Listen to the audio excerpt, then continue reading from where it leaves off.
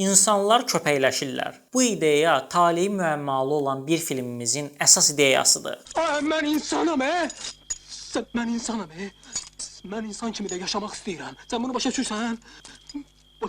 Gördüyünüz kadrlar 1994-cü ildə çəkilmiş Köpək filmindəndir. Bu filmdə dövrün ictimai həyatı və insanların üzləşdiyi haqsızlıqlar göstərilir. Varlılar kasıbları istismar edir və onları köpək əvəzinə saxlayır, qul kimi işlədirlər. Filmin ssenari müəllifi Loğman Kərimov deyir ki, ssenarini 1988-89-cu illərdə yazmağa başlayıb. İdeyanın yaranmasında isə o dövrlər mətbuatda çıxan bir xəbər rol oynayıb. Xarici ölkələrdən birində adada insanları qul kimi işlədirlərmiş və dövlətin bundan xəbəri yox imiş. Film televiziyada da çox göstərilməyib. Hətta son illərə qədər lentləri yox idi. Tapılandan sonra internetə yerləşdirilib. Filmin qadağa edildiyini deyən də var. Sadəcə pul olmadığı üçün nümayiş edilmədiyini deyən də. Bəs filmdəki hansı aktyorlarımızı tanıdınız?